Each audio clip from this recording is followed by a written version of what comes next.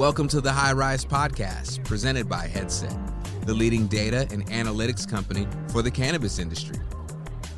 So, Emily, I've only recently learned about this term diet weed, and it has nothing to do with zero-calorie cannabis beverages or sugar-free edibles or even like THCV, which sometimes gets associated with like appetite suppressants, but instead it refers to what apparently are the more mildly intoxicating effects of Delta 8.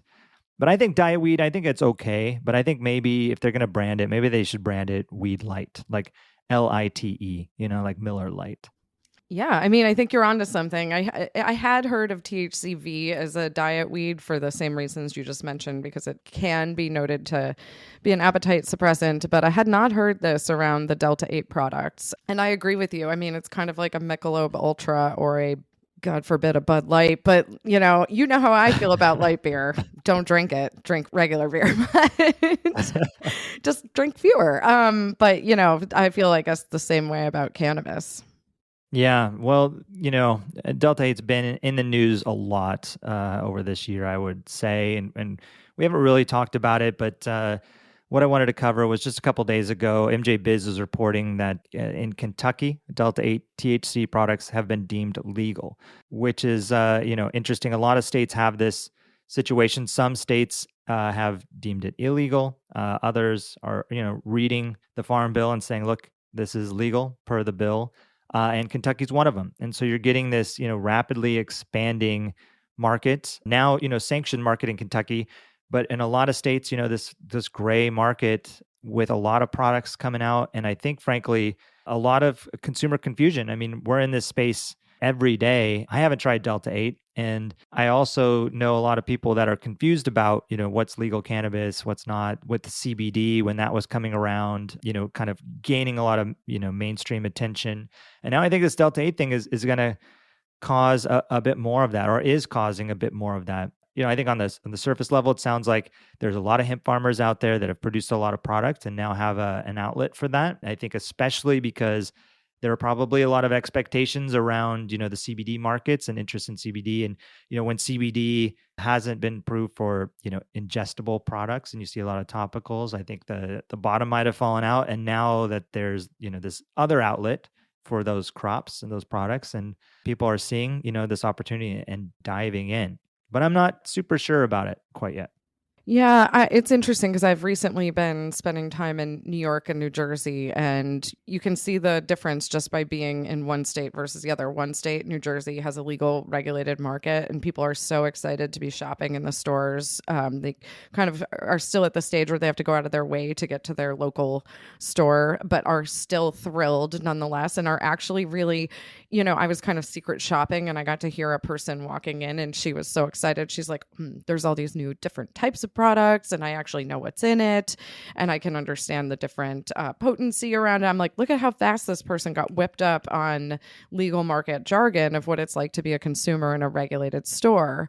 Whereas when I was in New York City, I was, staying in a hotel by Washington Square Park, and the store next to my hotel had a lot of products in it that are California brands, namely, but there was also just other Delta 8 products because it was really a vape shop. And so, there were these Delta 8 products, and now there's this new Delta 9 thing that is derived from hemp. And I cannot tell you, when I was just I come from a research background and just talking to people all over New York, because I'll chat with anybody. And, I was chatting with all these people, and they were like, oh, I take this Delta 8 gummy every night and I love it so much. And I'm like, what's in it? And they're like, oh, I don't know. I got it at one of these bodegas. And I'm like, okay. So a lot of folks don't really know about it. But they're like, it's cannabis. And I'm like, well, sort of, yes, it is derived from the same kind of plant line, but it is from hemp. And so it is a little different, and it's derived differently. So there is a lot of confusion. I mean, for what it's worth, when I was walking through Washington Square Park, which was my old stomping grounds when I was getting my master's at NYU, I counted no fewer than 7 tables with Ziploc bags selling cannabis nugs and also massive jars filled with mushrooms, like psilocybin mushrooms. So there's a really interesting thing going on there in New York State right now. But where I'm going with that is I think that, to your point, these things are rolling out. They tend to be rolling out in markets that don't have regulated cannabis adult use markets. And there's clearly a demand for access because these products are coming out and there's an uptake of them. But I think there's a lot of confusion about what it is. Yeah, it's almost like consumers want to buy cannabis, right? And in any state, like big Almost. surprise. And it's almost like an inverted map of like the legal markets. When you look at where Delta 8 is, regulated or not permitted, I'm here in Washington State and it's not permitted in the legal markets, which I don't think is maybe the right move here. It's just maybe I don't know how that regulation came to be, but I can imagine it was maybe a knee-jerk reaction. But in California, I know there are products that include Delta 9 and Delta 8 in the legal framework, right? It's sold in the legal markets. But when you look at a map of where Delta 8 is legal, it is almost the inversion of regulated markets. So I think that's kind of interesting. It does show, obviously, there is a lot of demand for this. And I think, no big surprise. And it's, something that we've been saying over and over that, access is critical and, more states need to have legal access. And I think that this only, emphasizes the point, this kind of loophole in the hemp bill or the farm bill. And I don't think it was the intention of the people that wrote it to allow kind of intoxicating products to come out of this. Maybe it was, but I don't think it was. And I'm a little worried about, backlash, right? I'm worried about this proliferation of products that's not tested, that, has no packaging requirements. And maybe if it even is, weed light, someone could take quite a bit of it. You can get these, stories in the news cycle. Some could get sick. These products aren't tested necessarily, right? And you don't know what's in it. We could walk into another, bad situation that, kind of slows things down, right? It's like 2 steps forward, 1 step back. And it could be almost worse for this industry as we're trying to roll it out properly. Now, obviously I want it to move faster and grow and expand. But I think that the Minnesota model that we talked about, some episodes ago, where they saw this happening, and not just Delta 8, but Delta 9, to your point, right? You can get Delta 9 out of these hemp plants, 0.3% THC, just put enough of it together, you can extract that. So you're getting Delta 9 products in Minnesota. And they were smart enough to say, okay, we need to just regulate this at some level. And I know, for the operators in a market like Minnesota, obviously that's challenging too, because there's a medical framework. Now you have this kind of weird side framework, but at least they're getting in front of it and doing something about it so that they can regulate it to some extent. And I think in other states like Kentucky, it's kind of like, well, it's legal, that's the letter of the law. That's it. And if it shouldn't be legal, then the government should change it. And they haven't. And so, here we go. And you get these like products that are packaged, certain ways that kind of look, I'm generalizing. I'm sure there's some great products out there that are, in this market, but with self-regulation, sometimes you get people that really push the boundaries. And, it reminds me of the early days of medical in California, in Washington State, where there were no regulations and you'd get chocolate bars that were wrapped to look like Hershey's products, right? And those were sold at dispensaries, right? And now, that stuff is all shut down in those markets. And I don't think that was a good look. And, maybe it's kind of funny and clever for whoever did it, but it's not great for like a big industry that's growing. So a little iffy on the whole thing. I think it's great to prove demand, but I don't see Kentucky becoming a Minnesota. And frankly, I think Minnesota was like a fluke. Like they snuck that in, right? They didn't really work with the Republican side. And I think if they did, I don't think it would have happened. I think that they would be in the same situation as Kentucky where, the court order says, yeah, it's legal. Okay, great. Now we're in that same problem. But they got in front of it. But I really don't believe that, we'll see other states do that. As much as I would love that to happen. Seems like a crack the door open, fast track to legalization, get something legal, start building a framework around it versus, this years long process that we see and all these things. But once, markets like New York eventually come online, they should be pretty well built out. So, that process is good, although I, of course, would like it to go faster. But I don't think that this is going to be a net positive. I don't know how this ends, and I don't know if it ends well. There's a lot of things we can actually borrow from what we've learned over the past few years. One thing is regulators hate it when the products look like something that would entice children. It's one of the reasons that New Jersey right now has lozenges instead of gummies as a go-to-market format. I mean, they are gummies, but they're called lozenges.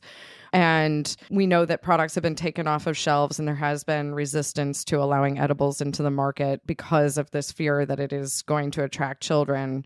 I mean, kids were eating Tide Pods a few years ago, so like we have to be very mindful of these things. I just also can't believe that ever happened, but that's a sidebar. I think, so when I see some of these Delta 8 products, I mean, it does go back to the early days where people were literally spraying THC onto gummy bears or onto Sour Patch Kids. And when I see these form factors that are potentially targeting kids, it gives me a lot of concern. I want to be clear. I think you and I don't want to speak for you, but I think you and I couldn't want more legal cannabis available for people.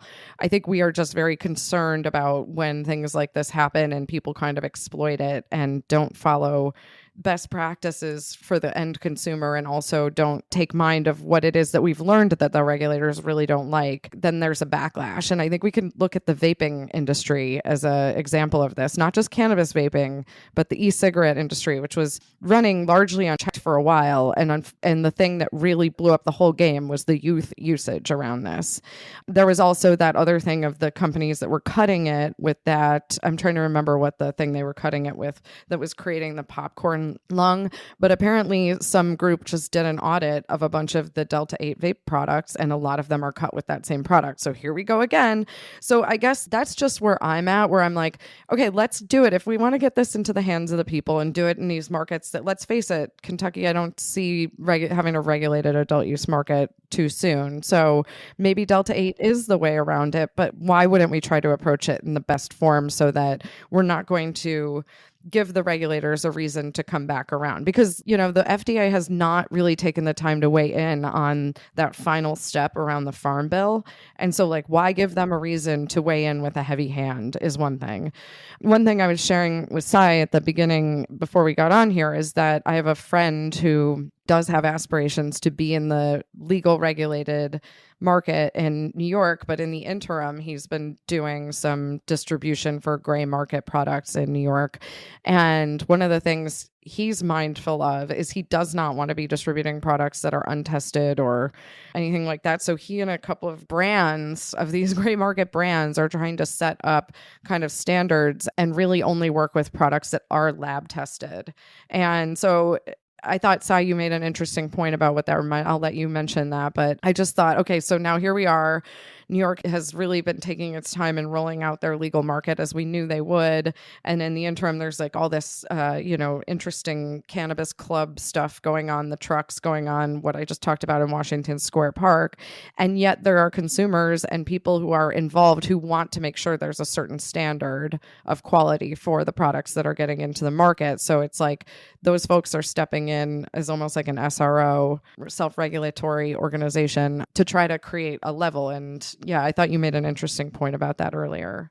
Yeah, and that point was just, it does remind me of the early days of medical, where you would go into, some dispensaries and, medical early days in like the West Coast was very unregulated. Like you could be a collective, right? Like 5 people could get together and say, okay, we're a collective and we can grow a certain number of plants. And, there's a lot of vending of products that you didn't know where it came from, would just kind of magically show up in stores. There were some locations, some dispensaries that took it upon themselves to test the products, right? Test it for potency and other cannabinoid profiles. And, was that self-regulating thing. And I think a lot of it was value add, like come here because we test and, we really are into this. And, as a consumer at the time, you would go to those, right? Because it would be a better experience. But I'm not everybody, right? I think a lot of people would go where it's not tested and testing costs money. And why, as a dispensary, would I spend more money if I can still sell this product? And so I think there are many operators in the Delta 8 and Delta 9 derivative,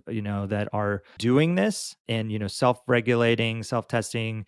They've got, what looks to be like good brand presence and the packaging looks good. And again, not to overly generalize, but there are a lot of groups in here that don't give it a good look. And when you see the photos in the news of products that are purchased at, head shops or vape stores or wherever, they don't look really great for the industry. And you're right. I mean, we know what bugs regulators, like just like last week, the GOP, some senators filed a bill to increase criminal penalties for selling candy flavored marijuana products to minors, right? So anything that looks like candy-like products, they're trying to make it even worse. I think they mentioned like Schedule 1 on that, but they obviously don't like that. And obviously, this is something we've learned over decades, the Joe Camels and all of that. So yeah, I think that, on a state to state, hopefully they don't regulate this stuff out to oblivion, where the states turn into Idaho's or turn into Washington, where there's like, no, you can't even do that. And hopefully it's more like Kentucky. But, I think if it's going to be around, what I would love is like a Minnesota type situation where the state does kind of say, okay, this is legal, but we're going to regulate it at some level, and we're going to find ways for this to integrate nicely with the current legal framework. And I don't know if Minnesota's done that yet. I think it was like a quick thing, and it's probably a long road to get there. But in states like Washington, where they've just like blanket banned it, but we do have legal weed, that's probably not the answer either. But all in, like, I think that at the end of the day, this might be a very short-lived situation, because I believe there's another farm bill, right, coming in 23. If this part of the industry doesn't kind of self-regulate enough and start to create some good press, I could see this getting removed at the end of the day, and this kind of loophole being closed. And so, hopefully people are thinking longer term here. I'm sure there's a lot of groups making a lot of money right now, but you want to make money for a long time, right? So like whatever we need to do to make that happen, I think should be what people are thinking about. I agree. Thanks for listening to the High Rise Podcast, presented by Headset. For more information on Headset, visit headset.io.